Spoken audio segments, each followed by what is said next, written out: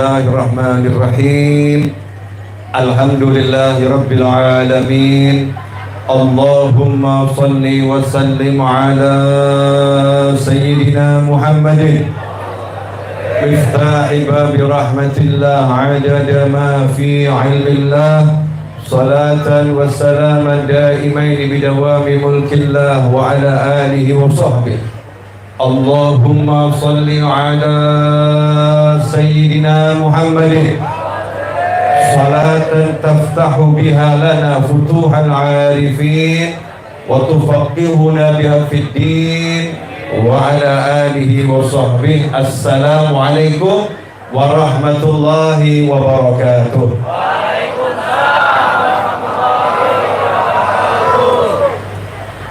Alhamdulillah, pada malam hari ini Allah Ta'ala pertemukan kita bersama orang-orang yang baik di tempat yang baik, warisannya orang-orang yang baik dengan niatan-niatan yang baik. Insya Allah kita nantinya dipertemukan dengan makhluk Allah yang terbaik, yaitu baginda Muhammad sallallahu alaihi wasallam. Amin Allahumma amin. Sahabatku dimanapun antum berada, khususnya kawan-kawan semua yang berada di majelis yang mulia ini, saya pengen ngajak ngobrol santai saja, mudah-mudahan barokah dan manfaat. Satu ilmu yang sering diremehkan, satu ilmu yang sering dianggap pelajaran anak sekolah dasar, anak SD. Satu ilmu yang mungkin malas untuk dibicarakan, yaitu ilmu tentang berbakti kepada kedua orang tua. Ya, berbakti kepada kedua orang tua. Biasanya kalau ada khutbah Jum'ah atau pengajian yang dibahas sama khotibnya bab berbakti pada orang tua, mungkin kita menganggap, wah, yang ini saya udah sering dengar, pengen sesuatu yang lain, pengen sesuatu yang baru. Dianggap bab ini adalah bab yang biasa-biasa saja, dianggap bukan sesuatu yang istimewa, dianggap bab yang remeh-temeh dan kurang manfaatnya, dan bahkan yang mendengar seringkali merasa aku sudah paham. Nah, kenapa saya pengen bahas bab ini? Yang pertama, ini majelis haul di mana anak cucu mengenang ibunya dan juga sang cucu mengenang neneknya, mendoakan orang tuanya. Maka saya pengen bahas ini dulu. Ya, kenapa seperti itu? Saya diundang ke sini, mau datang dengan senang hati karena memenuhi dua unsur. Yang pertama, ya, setelah pandemi ini saya buat peraturan baru dalam hidup saya. Peraturan baru dalam hidup saya. Kalau diundang pengajian, maka yang akan saya terima, nomor satu syaratnya adalah murni majelis ilmu dan zikir. Itu syarat yang nomor satu. Kemudian syarat yang nomor dua, saya akan lebih mengutamakan pengajian yang diselenggarakan di masjid atau di rumah atau di kantor. Ya, kantor itu termasuk rumah. Bukan pengajian yang diselenggarakan di lapangan, ya, di alun-alun dan semacamnya. Kenapa? Terlampau besar buat saya. Saya tak ngurusin yang kecil-kecil saja. Nah, saya pengen jadi ustadz kampung, dari satu suro ke suro yang lain, dari satu langgar ke langgar yang lain, dari satu rumah ke rumah yang lain, tapi mau saya siarkan ke seluruh dunia. Nah, lewat channel YouTube saya yang subscribernya baru sedikit, baru sekitar 820.000. Ya, masih kalah sama artis-artis ya. Nah, artinya saya pengen walaupun dimanapun berada ya, tapi nanti berkesinambungan. Kenapa saya pengen di masjid dan di rumah yang lebih saya utamakan? Karena sayang, kalau nanti lapangannya dapat barokah tapi rumahnya nggak dapat berkah. Sayang nanti kalau lapangannya rame tapi masjidnya sepi. Ya, sayang kalau nanti orang lebih semangat pergi ke lapangan, kurang semangat pergi ke masjid. Maka saya pilih itu untuk diri saya di akhir-akhir umur saya. Karena umur saya udah bulan depan insya Allah alias besok ya, Juli masuk 47, berarti usia mendekati mati. Usia mendekati mati, sebab usia umat Nabi Muhammad Sallallahu alaihi wasallam adalah 60 sampai 70 tahun. Kalau umur saya nyampe 60 berarti hanya tersisa 13 tahun lagi. Kalau sampai 70 berarti tinggal 23 tahun lagi. Padahal orang kredit pemilikan rumah itu sekarang 25 tahun, ya bahkan lebih. Artinya usia itu dianggap sangat sedikit dan cepatnya luar biasa. Makanya saya tak pilih pengajian yang jumlahnya nggak usah banyak, tapi nanti manfaatnya banyak, dan nanti jumlahnya akan menjadi banyak karena teman-teman akan menyebarluaskannya dari satu video ke video yang lain, dari YouTube menuju Facebook, dari YouTube menuju TikTok, dari YouTube menuju Instagram, dari YouTube menjadi MP3 dan lain sebagainya. Itu kenapa saya mau ke sini. Yang kedua, ya karena ini majelisnya anak yang bekti sama orang tua. Ya, majelisnya anak yang berbakti sama orang tua. Saya senang, sebab hidup saya ini saya baktikan untuk orang tua saya. Saya nggak ngurus yang lain. Saya cuma pengen menyenangkan orang tua saya. Dulu waktu saya SMA, saya pernah nanya sama seorang habib, seorang ustadz, seorang guru. Ketika saya belajar ilmu riya, pamer. Orang kalau minta dipuji-puji, pamer dengan ibadahnya dalam arti pengen dipuji-puji sama orang, itu nanti pahala ibadahnya akan habis. Maka saya nanya sama seorang habib yang beliau ini termasuk orang yang sangat berilmu, belajarnya di Madinah Al-Munawwarah, muridnya Habib Zain bin Smith mata'allah bidhuri hayati, tinggalnya nggak jauh dari Karawang. Ya, tinggalnya di Bekasi, nggak usah saya sebutkan namanya, nanti engkau cari. Ya, nanti engkau cari. Nah, saya nanya kepada beliau, kalau saya ini misal nanti jadi orang yang dakwah, tapi niat saya biar saya dipuji-puji, biar saya nanti disukai orang, tapi bukan karena saya pengen disukai orang, tapi biar nanti ayah saya dan ibu saya akan ngomong itu anak saya, itu anak saya. Biar ayah dan ibu saya senang, biar ayah dan ibu saya bangga. Saya cuma pengen itu, bukan pengen orang senang.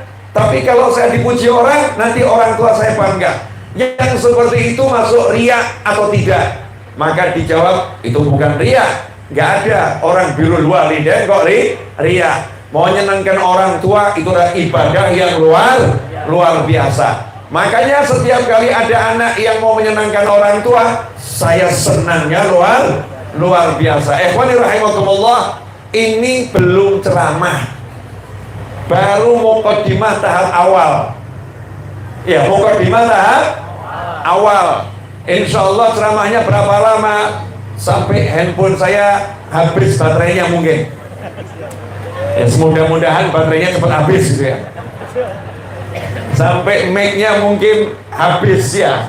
Mic-nya baterainya habis, entah mic yang ini atau mic yang ini. Wallahu a'lam. Yang penting saya niat mau menyenangkan yang sudah meninggal dunia, karena yang meninggal dunia almarhumah senang anak-anaknya selalu dalam jalannya, taat pada Allah Subhanahu wa Ta'ala. Kenapa saya ingin bahas bab ini? Sebab saya baca di WhatsApp yang masuk ke saya, nomor saya itu kan saya share. Biasanya Ustadz itu nomornya khusus dikasihkan orang khusus. Kalau saya nomornya saya share. Ambil nomor saya, kirim pesan ke saya. Bahkan sekarang saya buat nomor khusus untuk nanya. Kalau mau nanya, kirim pesan ke sana. Biar apa? Biar saya tahu problemnya sahabat-sahabat saya. Biar saya tahu problemnya manusia di zaman yang seperti ini. Ternyata permasalahannya itu gampang semua, nggak ada yang rumit, nggak ada yang sulit. Permasalahan nomor satu, susah cari duit. Betul. Nah, ini permasalahan yang mudahnya luar biasa. Coba kalau persoalannya itu geometri, pusing saya. Ya, atau rumus-rumus fisika atau kimia, nyerah saya. Tapi kalau persoalannya, Ustadz, kenapa cari duit susah? Mudah jawabannya. Kemudian ada lagi yang permasalahannya istrinya, Masya Allah, istrinya itu tukang marah, sukanya marah. Ini lagi jawabannya mudah, bukan permasalahan yang susah. Ada lagi yang permasalahannya suaminya tukang kawin, Masya Allah, nikah sana nikah sini. Ini jawabannya juga mudah. Ada lagi yang masalahnya itu anaknya susah diatur, anaknya nakal dalam tanda kutip. Ini juga permasalahan yang mudah, bukan permasalahan yang susah. Kenapa? Karena sebetulnya jawabannya cuma satu, taqwallah, bertakwa kepada Allah, laksanakan perintah Allah, jauhi larangan Allah, selesai. Itu semua persoalan tadi. Karena Allah yang menciptakan kita, Allah yang menciptakan jagat raya, Allah yang menciptakan segala-galanya, sudah memberikan informasi dalam wahyunya. Wa may yattaqillaha yaj'al lahu makhrajan wa yarzuqhu min haitsu la yahtasib. Barang siapa melaksanakan perintah Allah, barang siapa menjauhi larangan Allah, barang siapa bertakwa kepada Allah, yaj'al lahu makhraja, maka Allah akan terus menerus, maka Allah tak henti-hentinya, maka Allah akan selalu memberinya makhraja, solusi. Allah akan memberi solusi. Wa yarzuqhu min haitsu la yahtasib, dan Allah akan terus memberinya rezeki yang sifatnya surprise, rezeki yang sifatnya kejutan, karena nggak tahu tiba-tiba muncul. Itu rezekinya orang-orang yang bertakwa pada Allah Subhanahu wa Ta'ala. Surprise yang menyenangkan. Berarti kalau masalahmu susah cari duit, jawabannya adalah takwanya kurang. Kalau masalahmu suami rewel, jawabannya adalah takwanya kurang. Kalau masalahmu anak memang susah diatur, jawabannya adalah takwanya kurang. Maka yang namanya umat kita ini ngeyel.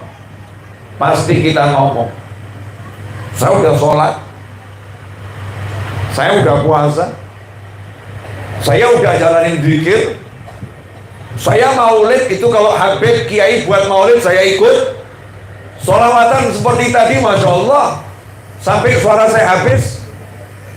Saya udah baca nariyah bukan lagi 4.444 kali, bahkan tiap hari 4.444 kali.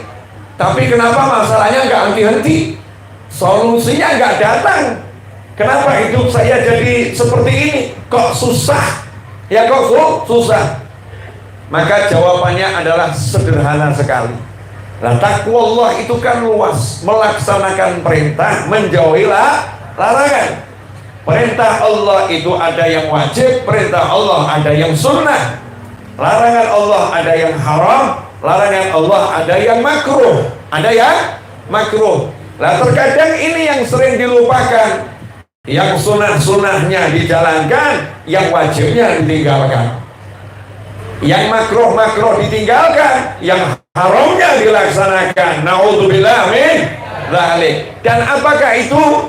Dan ternyata yang banyak dialami hampir oleh mayoritas rumah yang ada saat ini adalah di dalamnya ada anak yang tanpa disadari durhaka kepada orang tua. Tahun 2008 2009 kalau saya nggak salah ingat, saya berkunjung ke Malaysia. Itu pertama kalinya saya keluar negeri. Pertama kalinya saya keluar negeri karena amanat dari guru saya almarhum Habib Anis bin Ali Al-Habsyi Solo. Amanat ke saya, kamu harus ketemu Habib Ali bin Ja'far Al-Idrus Batu Pahat Malaysia. Tadinya saya mau diajak guru saya, tapi guru saya kemudian berangkat dulu ke rahmatnya Allah Ta'ala. Walaupun sudah direncanakan, tetapi rencananya Allah yang lebih mendahului. Maka setelah guru saya wafat, tahun 2006 guru saya wafat, saya ngumpulin uang. Karena memang saya nggak punya uang. Ya nggak punya uang, nggak pernah keluar negeri. Mulai saya buat paspor. Ya setelah buat paspor, maka mulai cek harga tiket. Solo, Malaysia. Malaysia. Alhamdulillah cukup uang untuk beli tiket, sisanya 200.000. Ini kisah nyata ya, tolong jangan di share ya, walaupun live streaming. Sisanya 200.000. Saat itu saya ditanya, nanti di Malaysia mau bermalam di mana? Jawaban saya, wallahu a'lam. Tempatnya Habib Ali bin Ja'far Al-Idrus tahu di mana? Nggak ngerti. Taunya cuma kalimat Batu Pahat Malaysia. Nanti di bandara itu kamu mau ke sana caranya bagaimana? Wallahu a'lam. Ini adegan berbahaya, jangan ditiru saudara-saudara. Ya, adegan berbahaya karena thariqah saya Alawiyah Asyikiyah. Asyikiyah itu bahasa Indonesia maksudnya ya. Thariqah Alawiyah, tapi saya suka yang asik-asik saja. Ya, yang asik-asik saja. Contoh yang asik bagaimana? Lawang namanya sholat di tempat yang teduh itu asik. Kok ada orang pilih sholat di tempat yang panas? Betul. Yang namanya berangkat pengajian naik mobil itu enak. Kok ada yang pilih berangkat pengajian jalan kaki? Ada orang lagi puasa sunnah, diundang makan oleh pamannya dan bibinya jam 1 siang, makanannya enak-enak, kemudian dia ngomong maaf saya lagi puasa sunnah. Lah ini bukan asyikiyah. Kalau saya langsung saya batalkan puasa sunnah saya dan saya makan. Kenapa seperti itu? Alhamdulillah berbukanya nggak nunggu azan maghrib, selepas zuhur udah bisa berbuka, pahalanya sempurna puasa sunnah dan dapat tambahan menyenangkan hati orang lain, dan khususnya apalagi itu paman, apalagi itu bibi. Ini yang saya maksud asyikiyah. Yang enak itu banyak, kenapa cari yang susah? Nah, termasuk ini moh mikir. Saya nggak mau kebanyakan mikir. Seperti tadi ya, kira-kira nanti bagaimana? Pokoknya ya jalan saja. Alhamdulillah nyampe ke sini. Walaupun yang WA tadi ini mau disiapkan patwal di pintu gerbang tol bla bla bla bla bla bla bla. Ya saya nggak buka WA-nya. Sampai di hotel baru saya jawab, saya ada di hotel ini, bisa jemput nggak? Harapan saya dijemput naik motor. Alhamdulillah dijemput naik mobil, karena kalau naik motor lebih enak, lebih cepat melarikan dirinya. Ya lebih mudah ya untuk bermanuver ya, bermanuver. Saya diundang ke Kalimantan, saya diundang ke Batam. Panitianya pusing semua. Kenapa panitianya pusing? Yang pertama kali ditanya, Habib nanti mau naik pesawat apa? Saya jawab, pesawat saya banyak, saya punya pesawat sendiri. Betul kan ya? Ada Garuda, ada Lion, ada Sriwijaya. Waktu itu ya pesawat saya banyak. Di Batam saya diundang, ditanya, Habib nanti mau tidur di mana? Tidur di rumah kami ya. Saya jawab, mohon maaf, saya di Batam punya rumah banyak. Habib nanti yang jemput kami, ya mohon maaf, sudah banyak mobil yang jemput saya. Panitianya bingung, dikira saya orang kaya raya, punya rumah banyak, punya mobil banyak. Rumah banyak yang saya maksud, cukup gerakkan 2 jari, pilih hotel di aplikasi, selesai. Pesawat banyak, ya cukup gerakkan 2 jari, cek Traveloka atau tiket.com, selesai. Yang jemput, alhamdulillah, bandara penuh dengan taksi, keluar nggak perlu dikawal, jalan ke dalam taksi menuju hotel, kemudian bisa tidurnya nyaman. Yang penting Sherlock jangan dilupakan. Ya, Sherlock jangan dilupakan. Nah, ini pengalaman sebelum saya cerita sampai ke Malaysia dulu ya, nyantai. Sampai handphonenya mati kok. Tenang. Saya belum makan, jangan dikira saya udah makan, belum makan. Saya ditawari makan tadi, Habib, nanti urusan makan nanti. Kalau udah selesai ceramah, saya mau makan. Dan yang sudah benar-benar saya inginkan sama Allah Ta'ala udah disiapkan. Saya itu dari kemarin-kemarin pengennya luar biasa makan durian. Tapi setiap mau makan mikir, nanti kalau dibawa ke mobil, aromanya satu mobil. Duduk di tempat orang jual durian, nanti ketahuan banyak orang, nggak sempat makan, diajak foto, baru mau foto, akhirnya nggak bisa makan. Saya ngomong, saya pengen makan durian, ya Allah, enaknya durian. Begitu duduk, wakil bupati nggak nawarin yang lain, tawarannya, Habib mau durian? Masya Allah, Allah maha tahu, Allah maha karim, Allah maha dermawan. Ngapain kita pusing-pusing mikir A sampai Z? Semua udah disiapkan Allah Subhanahu wa Ta'ala. Nah, ini berangkat saya ke Batam, naik taksi ke hotel. Panitianya bingung, Habib ada di mana? Nggak saya jawab. Habib sudah landing? Nggak saya jawab. Ya, Habib. Ya, malam-malam baru saya kasih pemberitahuan. Alhamdulillah, saya udah berada di Batam. Di mana Habib? Rahasia.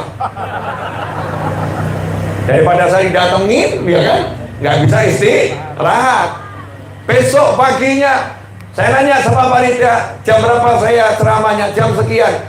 Minta share lokasinya lagi. Habib dijemput, ya sudah ada yang jemput. Bingung panitia, siapa ini? Majelis mana yang jemput? Ya begitu jamnya udah deket, karena saya pilih hotel yang jaraknya 5 menit dari lokasi. Jadi sangat enak, ya kan ya? Nah, setelah itu saya minta sama yang di hotel itu, tolong panggilkan taksi satu. Datang taksi, berangkat ke pengajian, sopir taksinya ngajak ngobrol. Bapak, manggilnya Bapak, bukan Habib, bukan Ustadz. Bapak mau ceramah di situ ya? Iya. Wah, kebetulan Pak. Kenapa? Istri saya juga lagi di situ. Tolong nanti sebutkan nama saya ya. Nah, bilang saya yang jemput Bapak. Siap. Masya Allah, ternyata saya bisa menyenangkan hati seorang suami yang cari nafkah demi anak istri.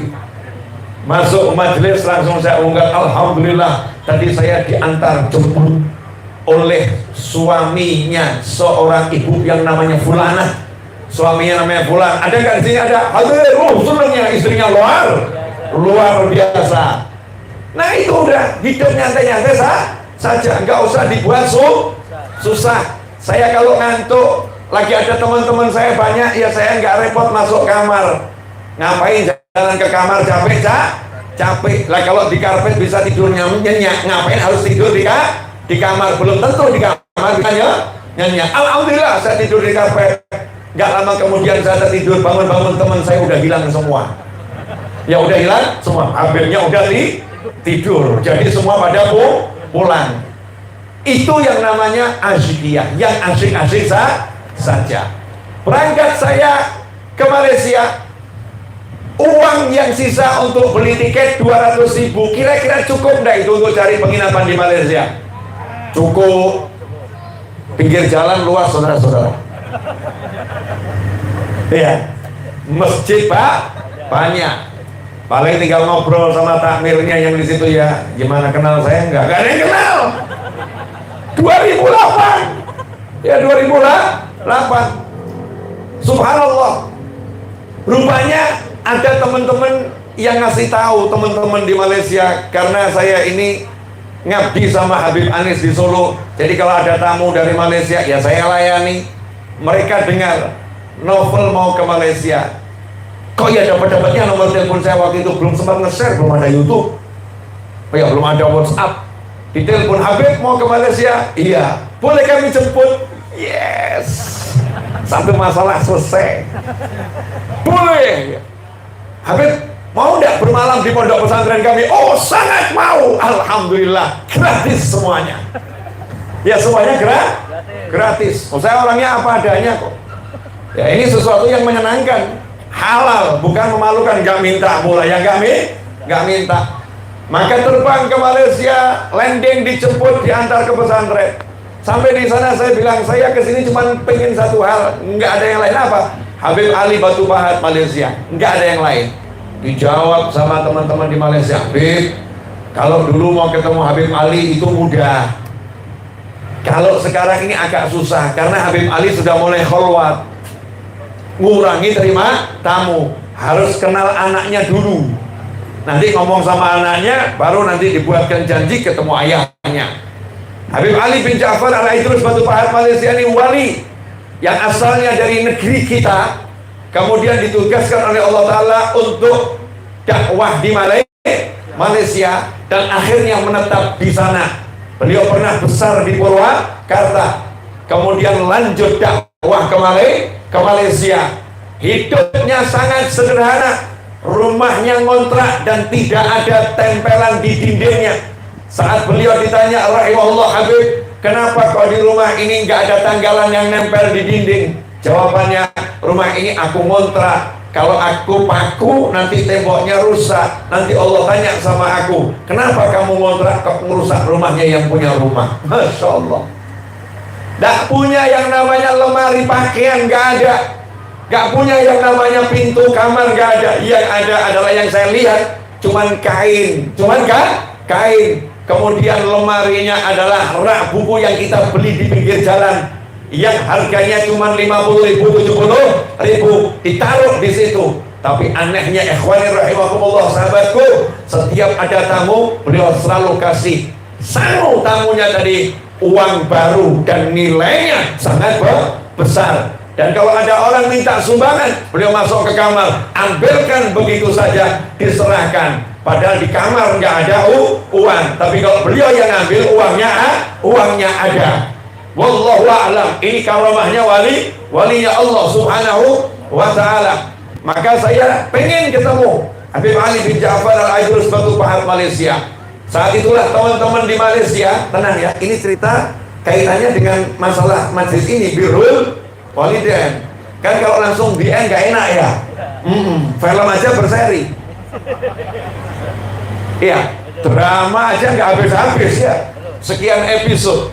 Nah, kata teman-teman di Malaysia, wah, Bib, saya kontak anaknya dulu. Kebetulan ini pondoknya teman, memang pondok yang cukup disegani. Maka telepon anaknya, saya lagi di Kuala Lumpur, nggak ada di rumah. Baru baliknya nanti hari Sabtu atau hari Jumat malam Sabtu. Saya nggak punya waktu. Hari Sabtu saya harus balik ke Indonesia. Maka saat itulah, ya udah, diantarkan malam Jumat, berangkat ke rumahnya Habib Ali bin Ja'far Al-Aidrus Batu Pahat Malaysia. Sepanjang perjalanan saya minta diantarkan ngelewatin makamnya siapa dekat sini. Habib yang karomahnya besar dekat sini siapa? Ada Mufti Johor, itu ada Habib Fulan Al-Atos, itu makam orang-orang tua. Mampirkan saya ke sana, saya mau ziarah. Masuk ke pemakaman, saya ziarah. Kemudian saya ngomong sama yang di pemakaman, adegan ini hendaknya Anda tiru kalau masuk ke pemakaman. Assalamualaikum ya ahlal kubur wa nahnu insyaallah bikum lahiqun.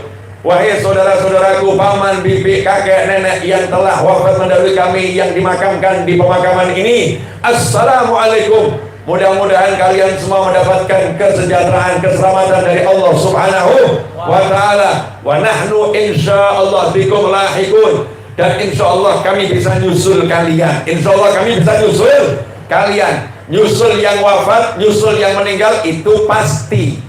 Tapi kenapa Rasul mengajarkan dengan wa nahnu insyaallah bikum lahiqun? Dan insya Allah kami bisa nyusul kalian. Kalau matinya pasti, tapi mati husnul khotimah, meninggal husnul khotimah, nyusul masuk kelompoknya muslimin wal muslimat, mukminin wal mukminat, aulia Allah. Ini tanda tanya yang luar biasa. Berdasarkan hadis tersebut, berdasarkan doa tersebut, maka siapa yang rajin ziarah makam para wali dan mengucapkan doa ini, wa nahnu insyaallah bikum lahiqun, dan insyaallah kami nyusul kalian, maka insyaallah nanti kita akan disusulkan ke makamnya, ke pangkatnya para wali. Berkat apa? Suka ziarah. Disitulah setelah doa, zikir, tahlil, saya kemudian ngomong kepada yang sudah meninggal dunia, tapi jangan praktekkan adegan berbahaya ini sembarangan. Nanti dikira oleh orang-orang yang gak paham kamu nyembah kuburan, padahal kita lagi ngomong sama ruhnya orang-orang yang sudah meninggal dunia, bukan ngomong kepada batu, bukan ngomong kepada pasir. Kadang-kadang anak ini gak jelas, orang tuanya diziarahin, tapi yang diziarahin bukan orang tuanya, batu diziarahin, sehingga gak diajak ngomong, gak disapa, ya, gak dirasakan itu orang tuanya, sehingga semena-mena dengan makamnya. Na'udzubillah min dzalik. Yang udah meninggal dunia, kalau disapa, yang disapa bukan batunya, tapi yang disapa adalah ruh yang ada di alam sana. Makanya Rasul mengajarkan kepada kita untuk mengajak bicara, sallallahu alaihi wasallam, untuk mengajak bicara yang meninggal dunia dengan ucapan assalamualaikum. Kalau diterjemahkan, paman bibi mudah-mudahan selamat ya, ini namanya ikrar, mengajak bicara yang sudah meninggal dunia. Maka saya ngomong, wahai wali fulan, tolong sampaikan, mintakan sama Allah agar Habib Ali bin Ja'far Al-Idrus Batupat Malaysia mau terima saya malam hari ini. Saya mau berkunjung ke sana. Selesai ziarah, masuk mobil, berangkat, baca sholawat, tertidur saya.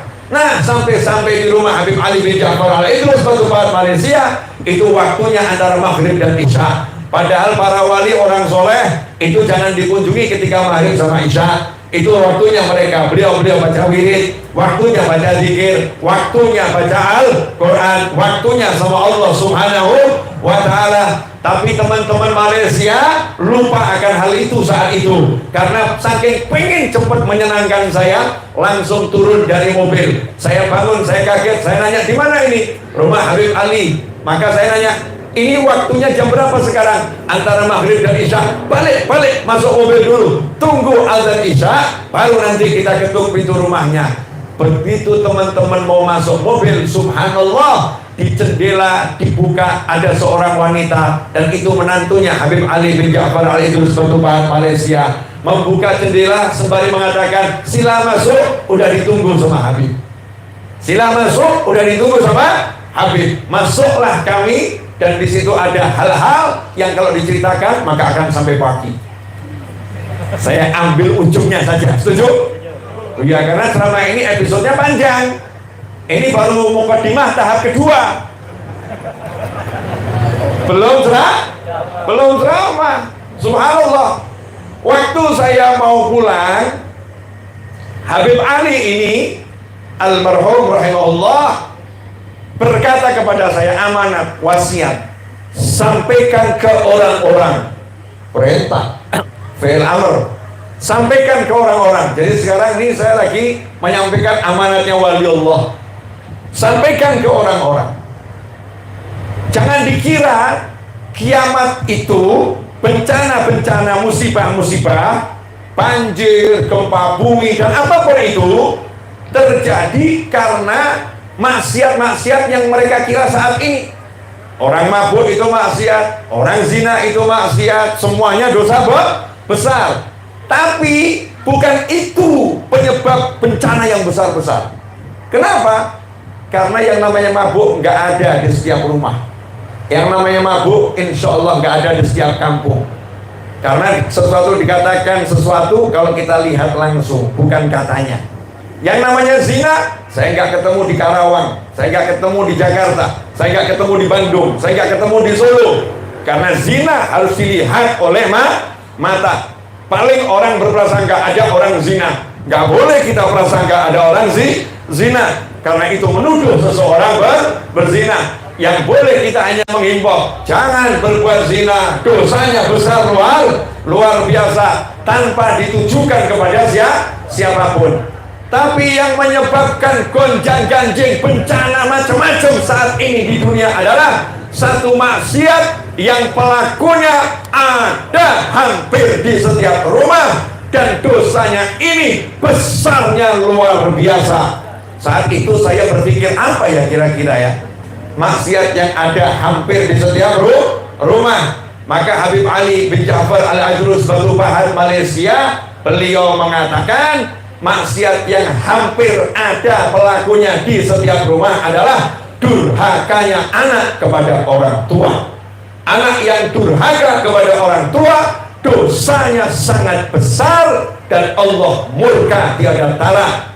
Durhaka pada orang tua itu yang seperti apa? Beliau menjelaskan, dulu waktu saya kecil Noval, itu kalau ngomong sama orang tua saya nunduk, nggak berani lihat mata orang tua, nggak berani melihat pandangan orang tua. Anak sekarang diajak ngobrol orang tuanya, berani melototin orang tuanya.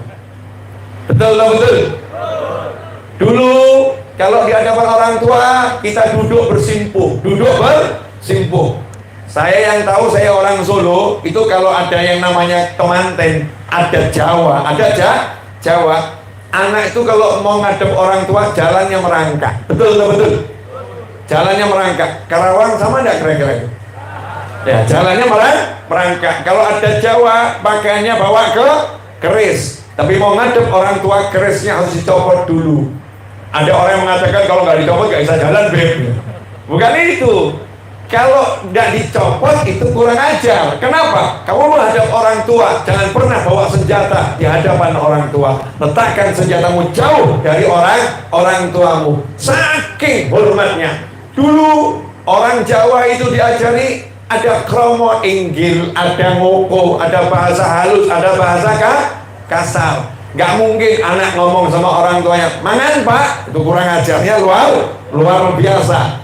Ada tata krama dalam berbahasa. Tapi sekarang Masya Allah, anaknya duduk di atas kursi, ibunya di lantai. Ibunya di lantai, dan anaknya biasa-biasa saja. Orang tuanya memanggil, anaknya pura-pura gak dengar, jalan begitu saja, masuk ke kamar dikunci, seakan dia pemilik rumah, padahal rumah orang tua yang punya, tubuhnya milik orang tua. Anta wa maluka li abik, dirimu dan seluruh bagian dari dirimu adalah milik orang tuamu. Nah, akhir zaman ini di setiap rumah ada anak-anak yang kalau dipanggil orang tuanya sibuk main handphone.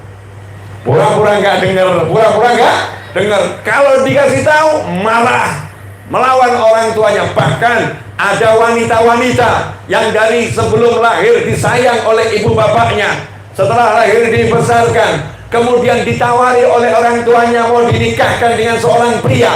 Pilihan orang tuanya berani mengancam ibu bapaknya, sana silahkan bapak ibu nikahin dia, aku nggak mau nikah sama dia, jangan atur-atur aku. Aku hanya anak yang engkau lahirkan, diriku milikku sendiri. Na'udzubillah min dzalik. Seharusnya jadi anak yang cerdas. Gimana cara ngomongnya? Peluk ibu bapaknya, ucapkan terima kasih ayah ibu telah pilihkan jodoh untuk aku. Tapi tolong, anakmu ini kan mahal, anakmu ini kan yo ayu, anakmu kan cantik. Masa pilihannya cuma satu? Pilihkan 7 pria, biar aku yang pilih nanti mana yang jadi suamiku. Masya Allah.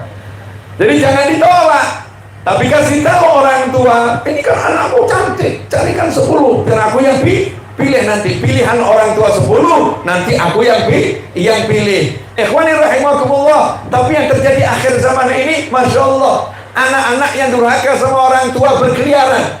Bahkan mohon maaf, gara-gara menikah dengan seorang wanita, dia berani berkata kasar pada orang tuanya.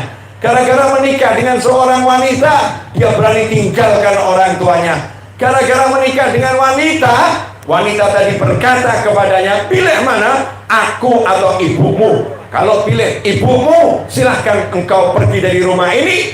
Kalau engkau pilih ibumu, aku angkat kaki dari rumah ini. Kalau mau tetap sama aku, kamu harus singkirkan ibumu. Na'udzubillah min dzalik. Ada nggak yang seperti ini? Ada nggak yang semacam ini? Bahkan saya melihat ada anak yang orang tuanya ngomong, nak, ibu pinjam uang dulu ya nak ya, ibu hutang ya nak ya. Anaknya tidak memberi, hutang ibu udah kebanyakan sama saya. Masya Allah, hutang ibu udah kebanyakan sama saya. Na'udzubillah min dzalik. Ini yang membuat Allah murka, karena Allah mewahyukan dalam hadis qudsi, man asbaha murdiyan li wa musqitan li walidayh fa ana anhu sahib, wa man asbaha musqitan li wa murdiyan li walidayh fa ana anhu radin, atau kama qala Allah taala ala lisan Nabi sallallahu alaihi wasallam. Barang siapa pagi-pagi membuat aku senang, kata Allah taala, malamnya tahajud, salat subuh berjamaah, zikir wirid sampai matahari terbit, Allah senang. Tapi di pagi hari itu dia buat orang tuanya murka, maka aku murka kepadanya. Dan barang siapa di pagi hari membuat aku murka, kata Allah taala, mungkin azan subuh dengar, ya Allah Akbar, Allah Akbar, terus kita ngomong bentar lagi, ternyata kelewat, kita ketiduran, Allah marah. Ini buat Allah marah. Tapi pagi hari itu dia bersenang orang tuanya. Semisal orang tuanya ngomong, nah tolong buatkan ayah kopi, langsung dibuatkan. Nah buatkan ayah roti, langsung dibuatkan. Nah tolong antarkan ibu ke pasar, langsung diantarkan. Buat orang tuanya senang. Maka yang seperti ini, apa kata Allah Ta'ala, fana anhu radin, aku senang dengannya, aku ridha kepadanya. Ikhwani rahimakumullah, inilah muqaddimah dari ceramah saya. Insya Allah sekarang saya mulai ceramah. Boleh ambil nafas? Tadi belum sempat ambil nafas. Iya Mas Eto, udah berapa menit Mas Eto? 42, yang bener. Saya udah ceramah 42 menit, percaya? Percaya nggak? 42 menit, terasa nggak? Nggak terasa? Kalian manusia? 42 menit, itu kalau sepak bola hampir berakhir babak pertama itu. Berkeringat, berpeluh keringat, ngos-ngosan, capek, lelah, 42 menit, dan Anda biasa-biasa saja, luar biasa. Masya Allah. Berarti antum semuanya orang-orang yang udah terbius oleh hawa malaikat. Oh iya, di sini kan nempel-nempel malaikat berdesak-desakan. Malaikat berdesak-desakan sehingga tubuh kita ini berubah menjadi full energi karena bersentuhan dengan cahaya para malaikat. Nanti saya jelaskan, nanti baru 45 menit kurang dikit ya, rencananya sampai handphonenya mati rencananya, tapi nanti kesian Bapak Wakil Bupati ya, karena banyak tugas yang menanti. Ini alasan seorang ustadz di malam hari agar ceramah segera bisa diakhiri dan segera menyantap yang namanya durian yang sudah memanggil sejak tadi.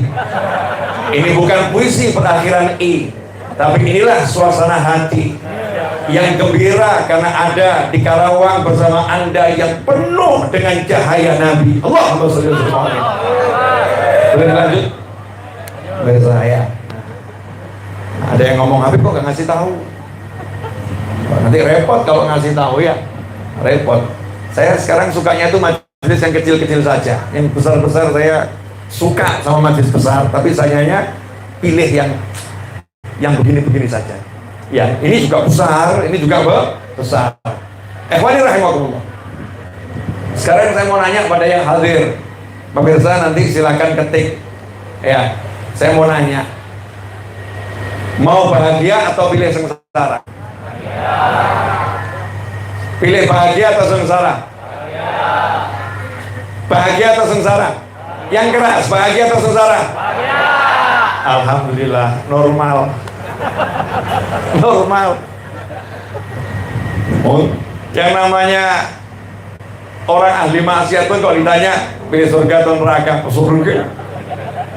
Kalau nggak salah, kalau nggak percaya tanya sama menantunya almarhumah, kan menantunya para polisi itu ya. Kalau ada pelaku kejahatan ditangkap gitu ya, misalnya pencuri, kamu tuh pengen masuk surga atau neraka? Ya surga Pak. Tetap pengen surga, waras, normal, alhamdulillah. Pertanyaan selanjutnya, pengen bahagia yang mudah atau bahagia yang susah? Contoh ya, bahagia mudah, kamu duduk di sini lihat mobil lalu lalang bahagia. Itu mudah. Ada orang yang bahagianya susah, harus terbang sampai ke Eropa baru bahagia. Kalau nggak terbang ke Eropa nggak bahagia. Jadi kamu pilih mana?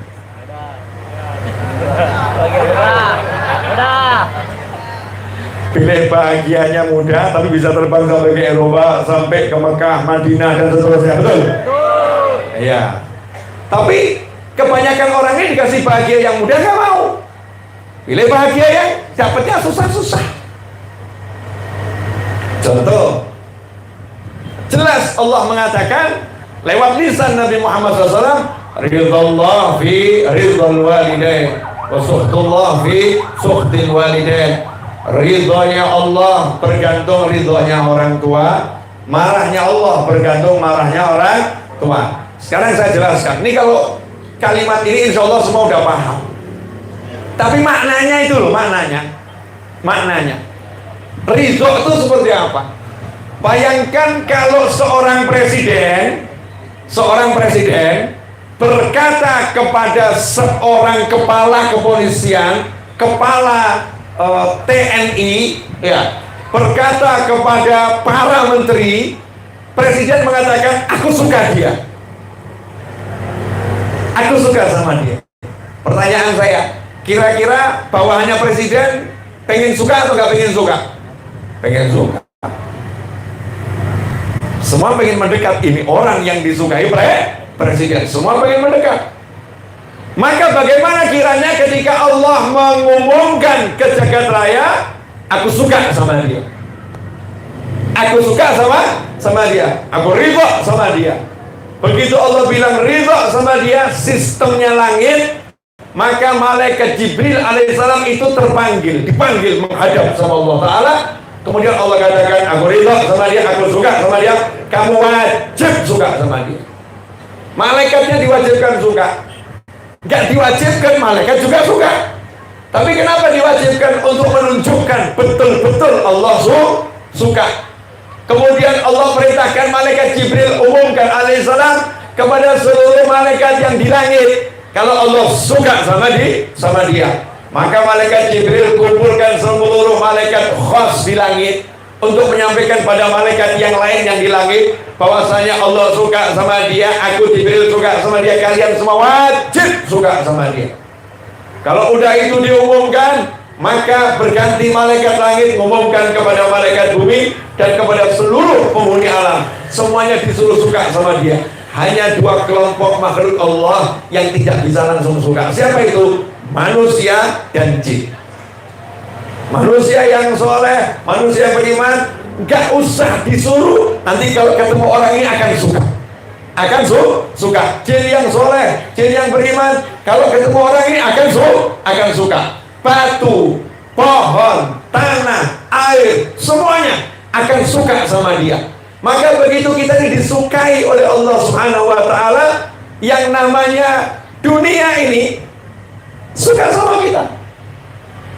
Mudahnya hidup luar biasa, gak sempat sedih itu datang pada manusia, wajar atau gak wajar? Wajar. Tapi kalau tiap hari sedih itu wajar atau sakit? Orang menjadi lelah, wajar atau gak wajar? Wajar. Tapi kalau kemudian menyerah, wajar atau sakit? Tadi di jalan tol saya berguru pada supir truk. Tanya Mas Enton, supir truk, di bak truknya itu terpampang tulisan besar di bawah, lelah boleh tapi jangan menyerah. Pengalaman pribadi ya, nyopir truk tuh ya, apalagi lewat Cikampek, lewat Karawang, wilayah itu yang subhanallah, ini ada apa di sini saya nggak pernah paham. Dari 20 tahun yang lalu pokoknya kalau lewat Karawang wajib macet. Wajib itu di tolnya ya, bukan jalannya, di tol. Semua harus melambasakan kamu masuk wilayah kekuasaanku pelan-pelan. Masya Allah. Tidak tahu ada apa, padahal nggak ada apa, tapi semua melambat. Semua melambat, aneh itu. Sampai sekarang saya juga belum paham. Walaupun saya sudah masuk dalam Karawang, saya belum ketemu rahasianya ada apa itu. Rahasianya ada apa? Dijawab sama teman-teman, truknya besar-besar, Bib. Emang truk besar cuma di sini, di sana juga truknya besar, tapi nggak melambat. Sampai di sini kok tiba-tiba malah melambat. Begitu KM-nya udah mulai 40 terurai. Itu aneh, ya. Boleh dilanjut? Jadi kalau Allah suka, semua jadi mudah. Sekarang pertanyaan saya, tolong dijawab jujur, nanti masing-masing pemirsa di rumah renungkan. Datang satu orang ke saya, minta dikasih wirid, minta dikasih doa. Katanya hutangnya banyak, masalahnya banyak, nggak selesai-selesai. Dan ngomong udah dikasih wirid sama sekian banyak habib sama kiai, gagal semua. Jadi ini kesempatan terakhir Habib Novel katanya. Buat saya orang ini ya kurang ajar, karena dia sudah menghina banyak habib dan kiai. Seakan-akan wiridnya habib sama kiai itu nggak benar. Nanti kalau berhasil berarti yang benar cuma Habib Novel, kurang ajar ini. Maka saya jawab, mohon maaf, kesalahan bukan pada wiridnya, tapi mungkin pada yang baca wirid. Kaget dia. Jadi saya nggak mau kasih wirid karena udah terlalu banyak wirid. Amalkan saja yang dari para habib dan kiai. Kalau kamunya bener, pasti wiridnya akan jadi sesuatu. Nggak benernya saya gimana, Bib? Nggak benernya, ya saya nggak tahu. Yang tahu cuma kamu. Yang tahu nggak benernya cuma kamu. Tapi saya coba akan bantu. Ini kegagalan yang paling fatal. Habis baterai? Belum? Oh, kalau habis bilang ya. Saya harus berhenti soalnya. Lanjut. Masih berapa persen Mas Seto? Baterainya? 101 Hah? 26. Oh, 26 ya kira-kira 20 menit. Jangan dicas, nggak ada perjanjian. Ini selesai perjanjian. Kita mengikuti alur langit. Ya wallahu a'lam. Tenang, ini baru mulai ceramah, aman-aman. Baru mulai ceramah. Tadi kan mukadimah, sekarang baru mulai ceramah. Ya, saya ceramahnya begini, saya pengen orang pulang manfaat gitu loh. Orang pulang berubah hidupnya jadi lebih bagus. Orang pulang menjadi lebih mengerti cara hidup. Mudah-mudahan begitu, amin. Nah, di sini saya nanya sama dia satu hal saja. Karena banyak orang itu, mohon maaf ya, punya ATM, punya kartu ATM, masih berlaku, punya saldo 2 miliar, banyak atau sedikit? Mesin ATM-nya ada duitnya, masukkan ATM-nya, tapi uangnya nggak mau keluar. Yang salah siapa? Yang mencet PIN. Kesalahan bukan pada mesin, bukan pada saldo, bukan pada kartu, tangannya. Kalau PIN-nya salah, diblokir tuh kartunya. 3 kali salah, kartunya diblokir. Akhirnya jadi masalah. Teriak-teriak dia marah. Saya ini saldo saya 2 miliar, uang saya banyak. Ngapain ngambil cuma 200.000 gak bisa? Bukan salah mesinnya, tanganmu. Tanganmu salah, masuk neraka. Paham?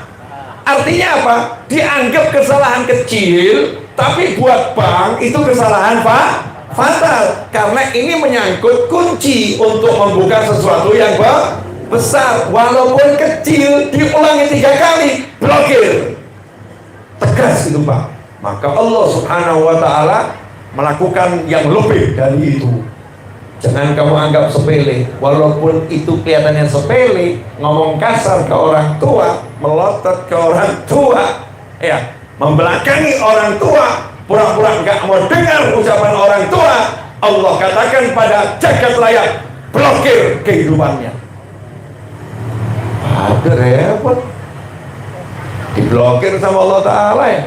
Punya duit gak bisa menikmati, punya istri cantik gak bisa merasakan, punya anak lucu gak bisa melihat lucunya, punya teman banyak gak merasa nyaman dengan teman-temannya. Masya Allah, diblokir sama Allah Ta'ala. Mau hidup kita seperti itu? Gak mau.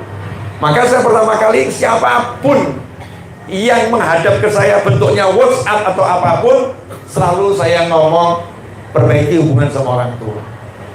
Maka saya nanya sama bapak tadi, maaf Pak, Ayahnya masih hidup atau udah meninggal? Sudah meninggal. Ibunya masih hidup atau udah meninggal? Masih hidup. Kapan terakhir kali datang ke ibu? Setahun yang lalu.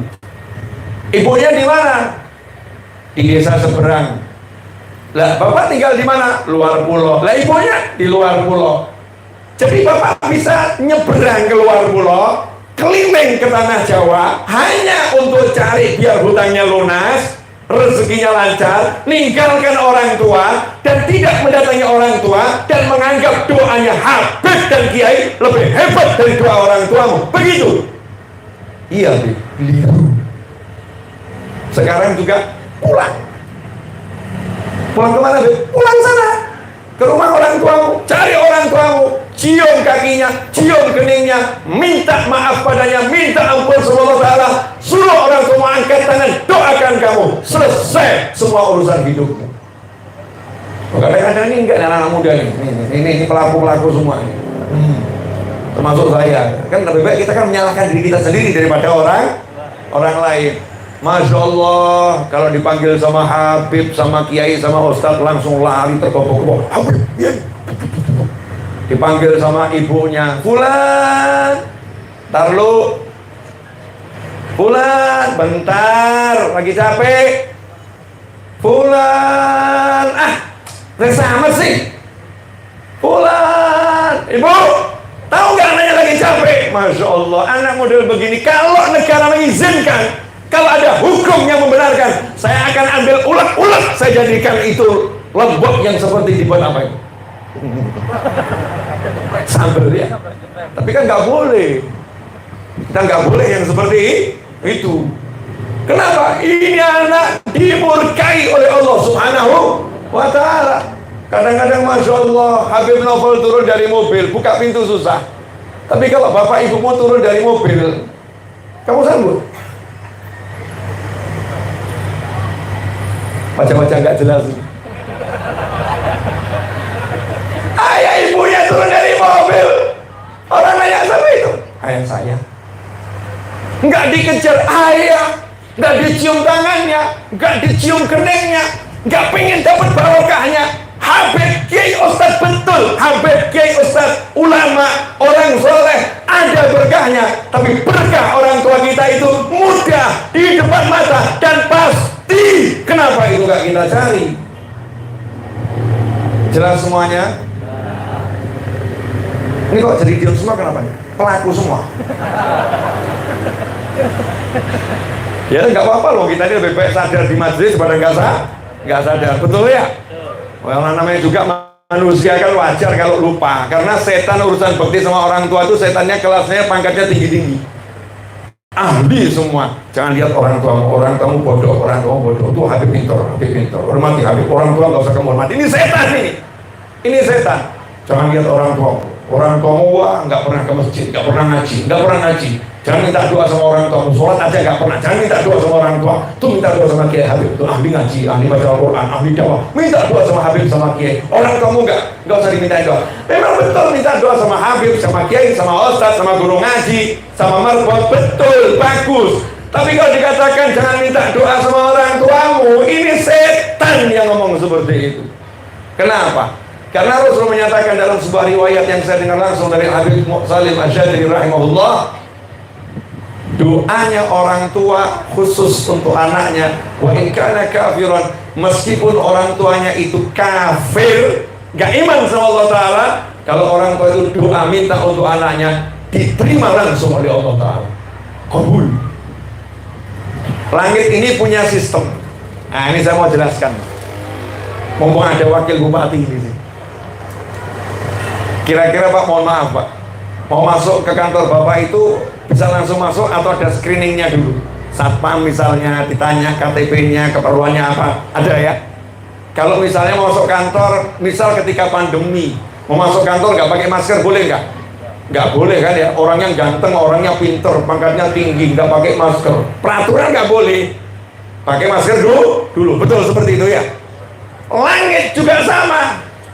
Doa ini kalau mau naik ke langit pertama ada peraturan, langit kedua ada peraturan, langit ketiga ada peraturan. Begitu Masuk langit pertama, peraturan yang paling standar. Kalau tadi masuk ruangan tertutup harus pakai masker ya, ruangan tertutup. Peraturan langit yang paling standar adalah yang berdoa itu makanannya ada yang haram atau tidak, pakaiannya ada yang haram atau tidak. Begitu dicek dia tadi makan yang haram, kebalikan. Yang berdoa ini mutuskan silaturahim tidak, mutuskan tali silaturahim, nggak boleh masuk. Jadi kira-kira mau lolos langit pertama mudah atau susah ini? Susah. Penjagaannya begitu ketat, screeningnya luar biasa. Tapi Allah bilang lewat lisan Nabi Muhammad SAW, khusus orang tua mendoakan anaknya, langit disuruh buka pintunya. Doa orang tua lewat, matikan semua sistem pengamanan langit. Klik, mati. Walaupun yang doa kafir, walaupun yang doa ini memutuskan tali silaturahim, walaupun yang doa ini ahli maksiat, walaupun yang doa ini pakainya haram, makanannya haram, kalau itu mendoakan anaknya, langsung diterima oleh Allah Subhanahu wa ta'ala. Maaf, doa saya di screening sama langit. Habib Novel tadi makan haram enggak? Oh, nggak sengaja tadi makan di pinggir jalan itu ada kecampuran yang haram, ya udah, doa saya diblokir. Doa saya diblokir. Nah, yang nggak diblokir siapa? Pasti diterima. Doanya orang tua. Lantas seharusnya bagaimana? Mintalah tiap hari doa pada orang tua terlebih dahulu sebelum kamu minta doa dari siapapun. Karena itulah Al-Habib Ali bin Muhammad bin Husain Al-Habsyi rahimahullah, muallif Maulid Sintu Durar. Kalau kita baca Maulid Habsyi Sintu Durar, maka pengarangnya Habib Ali Al-Habsyi. Habib Ali Al-Habsyi itu adalah adiknya Habib Husain. Habib Husain itu gurunya Mbah Hasyim Asy'ari dan Kiai Khalil Al-Bangkalani dan para ulama yang ada di negeri yang kita cintai ini. Habib Ali Al-Habsyi itu dari kecil kalau baca manakibnya para wali, ada wali yang bisa jalan di atas air, ada wali yang bisa ini, ada wali bisa sholat sunnah sekian, ada wali bisa ke Mekah selangkah dan lain sebagainya. Selalu ngomong sama ibunya, Bu, tolong doakan anakmu Ali Habsyi jadi seperti itu. Ibunya angkat tangan, ya Allah, berilah anakku Ali Habsyi engkau berikan pada wali itu, amin. Anaknya mengamin. Hasilnya Habib Ali jadi wali kutub yang pangkatnya luar biasa, dicintai oleh Allah dan Nabi Muhammad Sallallahu Alaihi Wasallam. Coba sekarang cek kapan terakhir kali antum minta doa dari orang tua. Padahal tiap hari ketemu ya. Betul? Betul nggak? Tiap hari ketemu, tapi nggak minta doa. Begitu ketemu Habib Novel tadi ada yang bawa bayi, B, doakan, B, pegang kepalanya biar berkah anaknya, B, Masya Allah, B, doakan saya, B, doakan saya. Bagus, bukan nggak bagus, karena doa saya malam hari ini pasti diterima Allah Ta'ala. Sekarang lah ya, kalau besok Allah Alam. Kenapa begitu? Karena ada jaminan dari Nabi Muhammad Sallallahu Alaihi Wasallam, doaul musafir mustajab. Doanya musafir mustajab, nggak pakai syarat. Pokoknya musafir, taat sama Allah Ta'ala, musafir yang baik, doanya diterima sama Allah Subhanahu wa Ta'ala. Dalam kondisi ini, saya diterima doa saya sebagai musafir. Tapi kalau orang tua ini nggak pakai kondisi, pokoknya orang tua, modelnya seperti apapun, diterima oleh Allah Subhanahu wa Ta'ala langsung. Jelas semuanya? Apa yang jelas? Orang tua. Makanya ini, Masya Allah, almarhumah punya anak-anak yang berbakti. Oh, dengan serius kok buat haulnya, dengan serius buat haulnya. Bahkan ada yang ngomongin ke saya, Habib, kelihatannya tuan rumahnya pengen nanti Habib ziarahin ibunya. Sampai semangatnya gitu ya, semangatnya gitu, pengen.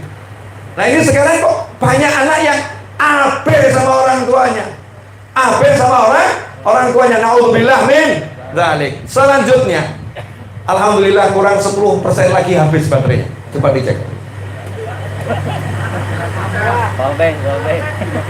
Oh, 15. Ada tambahan 5%. Ya sisakan 5% nanti ya buat saya WA gitu. Buat nanti saya kalau mau lihat lokasi ya, lihat lokasi. Karena saya nggak bawa. Oh, ada powerbank. Oh, aman alhamdulillah. Ada powerbank. Saya nggak lihat ada powerbank. Lumayan tuh, 84% powerbanknya ya, banyak ya. Sahabatku dimanapun antum berada, khususnya kawan-kawan yang di sini, mau saya tambahin dikit enggak? Dikit aja. Maaf ya, ini ceramahnya anak SD, SD. Tapi nggak mungkin jadi wali kalau nggak bekti sama orang tua. Nggak mungkin bahagia dunia akhirat kalau nggak bekti sama orang tua. Begitu ada anak itu nyakitin orang tua, celakanya di dunia Allah tampakkan sebelum di akhirat nanti. Naudzubillah min dzalik.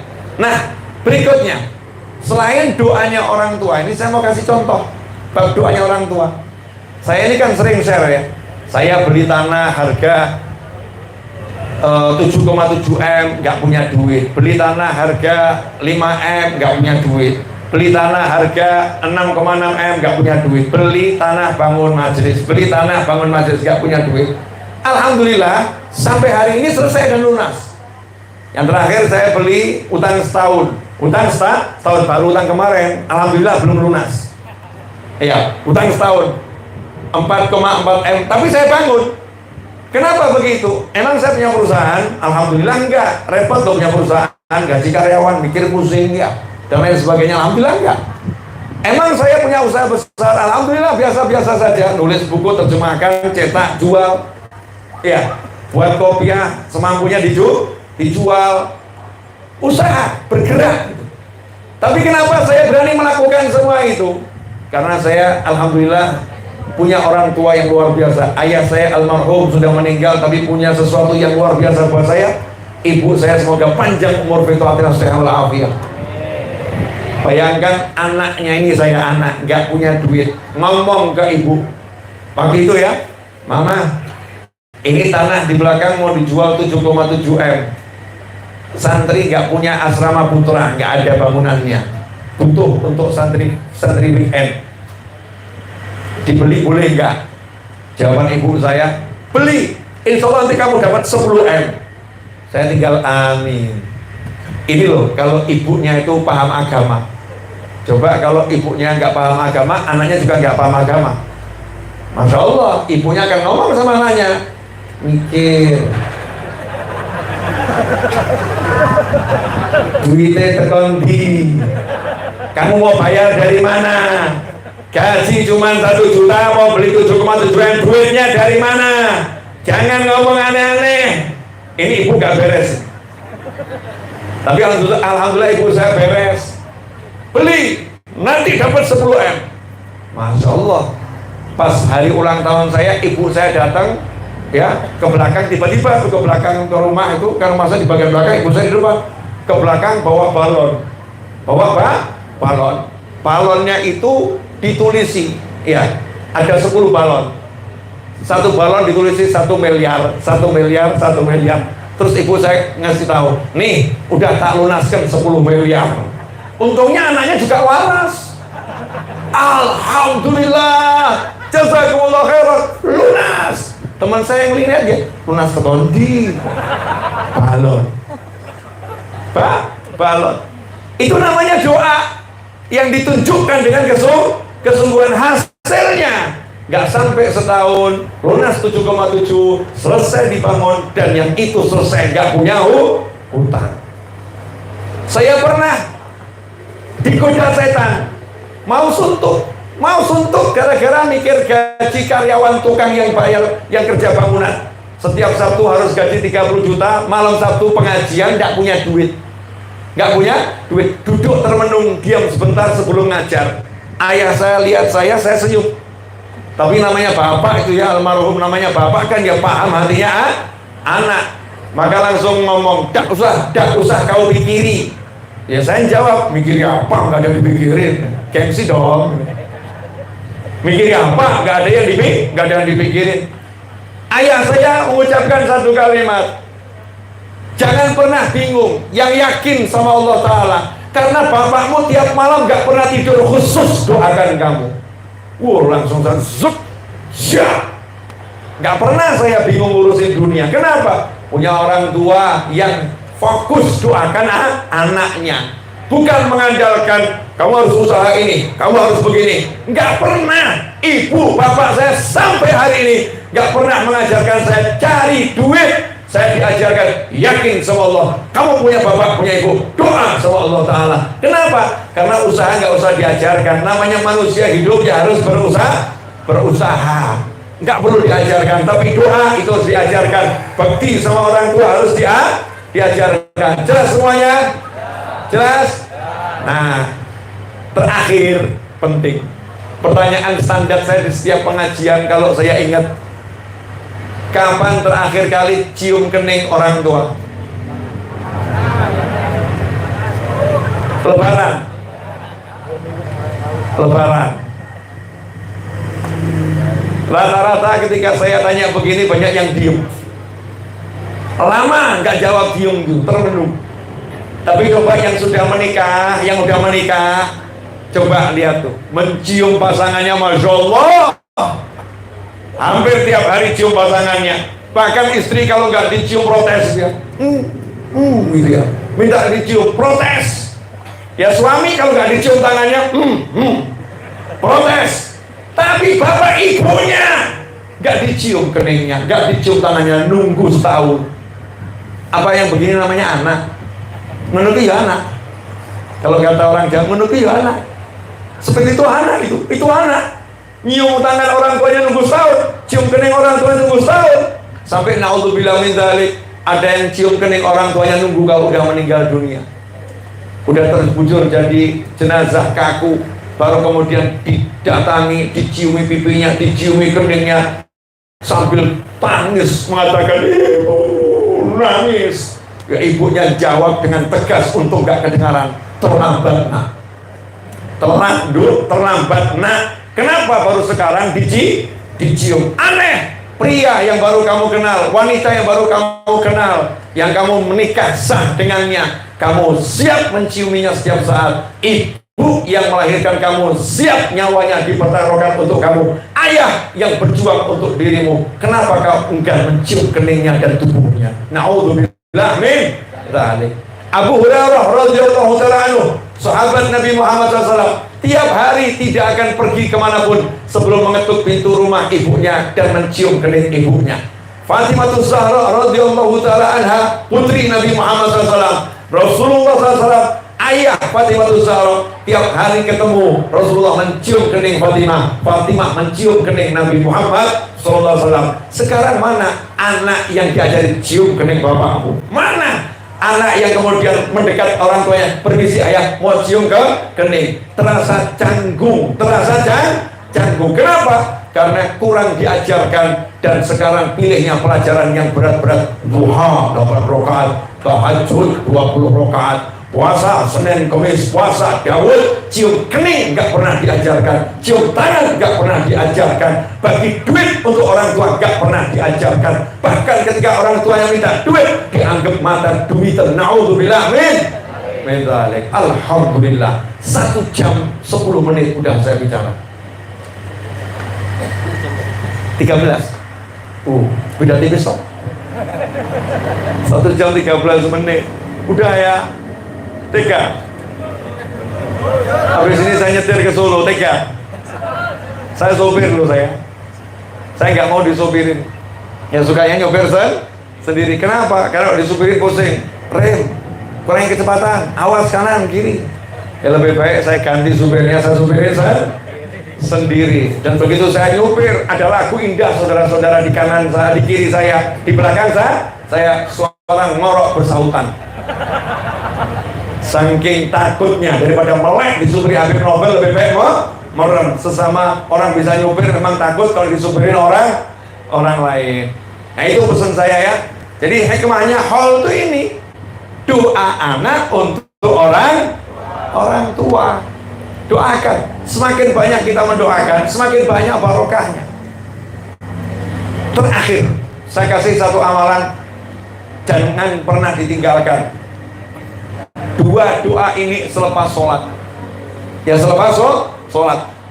Mau doa A sampai Z, monggo silakan. Tapi yang 2 ini jangan pernah tinggalkan. Yang pertama, Rabbighfirli wali walidayya warhamhuma kama rabbayani shaghira. Karena dalam hadis disebutkan Allah tak akan pernah menghentikan rezeki dari seorang hamba selama hamba itu mendoakan orang tuanya. Itu yang pertama. Yang kedua, Rabbana hablana min azwajina wa dzurriyyatina qurrata a'yunin waj'alna lil muttaqina imama. Kenapa? Doa ini merupakan bentuk tanggung jawab seorang ayah kepada anak, tanggung jawab seorang suami kepada istri, tanggung jawab seorang ibu kepada anak, dan rasa cinta seorang istri kepada suami. Karena Rabbana hablana min azwajina wa dzurriyyatina, ya Allah jadikanlah pasangan hidup kami, anak keturunan kami qurrata ayun. Kalau dilihat buat senang hati, kalau dilihat hati tentrem. Waj'alna lil muttaqina imama, jadikanlah kami semua imamnya, pemimpinnya, orang-orang yang bertakwa. Kelihatannya sepele, tapi praktekkan dalam hidup. Berikan hidupmu untuk orang tuamu, maka Allah akan berikan kehidupan kepadamu. Kalau kita tinggalkan orang tua kita, maka kematian itu sudah ada pada diri kita. Gak akan bisa merasakan apapun. Saya ngomong begini bukan untuk siapapun. Saya ngomong begini adalah untuk menasehati diri saya sendiri, agar saya selalu ingat kalau saya punya orang tua, harus saya hormati, harus saya junjung. Maka untuk mas-mas yang belum menikah, yang belum menikah, kalau yang sudah mengalami yang seperti ini ya sabar. Yang belum menikah, nanti kalau ada perempuan yang kamu nikah, kamu beri syarat satu saja dengan kalimat, mohon maaf ya dik, sampai kapanpun kamu tidak akan kuutamakan melebihi orang tuaku. Kalau dia menjawab, wah nggak bisa, cari perempuan banyak, tinggalkan wanita model seperti itu. Kenapa? Belum jadi apa-apa sudah mau menggantikan orang tua kita. No way, nggak bisa.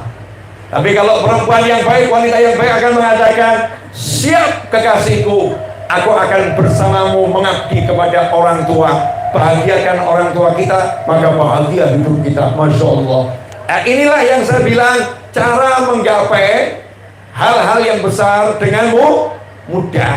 Cium kening, cium tangan, doakan, senangkan, belikan kesukaannya, roti, pisang goreng, belanggrek, durian tadi itu ya. Kalau senang, maka itu pahalanya luar biasa. Super terakhir, saya jadi penceramah, pengajar, ya ngurusin majelis, punya channel YouTube, subscribernya ya alhamdulillah lumayan. Itu gara-gara dilarang kuliah sama ibu saya. Saya ini dulu sekolah alhamdulillah pinter, juara di SMA negeri, tanya sama guru saya itu. Saya di SMA negeri itu buat belajar kelompok, dan saya juga ikut bimbingan tes. Kalau di tempat bimbingan tes gurunya nggak datang, saya yang ngajar. Bahkan besoknya saya ngasih tahu guru-gurunya, saya ketemu rumus baru, jalan pintas yang lebih cepat gitu ya. Tapi begitu saya mau ujian, tiba-tiba ibu saya ngomong, kamu tidak boleh kuliah keluar kota. Padahal saya pengen ke ITB sama ITS, karena saya pengen ahli informatika dan teknik komputer. Tapi nggak boleh sama ibu saya pergi jauh-jauh, harus di dalam kota. Maka langsung saya iyakan, oke, siap belajar 3 tahun, dan 3 tahun sebelumnya SMA, SMP, SD terasa sia-sia karena cita-cita saya mau jadi ahli komputer, informatika maupun teknik komputer. Tapi sami'na wa ta'na, apa kata ibu saya? Siap, sedikoda jauh, laksanakan. Maka hasilnya adalah alhamdulillah saya menceramain ahli komputer, menceramain ahli ini, menceramain ahli itu, dan saya juga ahli komputer. Saya pandai juga membuat sesuatu. Alhamdulillah hidup saya nikmatnya luar biasa. Gara-gara apa? Nurut sama yang namanya ibunda tercinta. Maka jangan cari bahagia dengan cara susah kalau yang mudah ada di hadapan mata. Jangan cari surga yang jauh kalau yang dekat ada di dalam rumah. Kenapa kita susah bahagia? Karena kita lupa bahagia itu bersama orang tua. Mudah-mudahan sedikit barokah manfaat. Mumpung saya ini doanya kabul, maka saya juga mau doa. Ya mau doa. Boleh atau nggak boleh?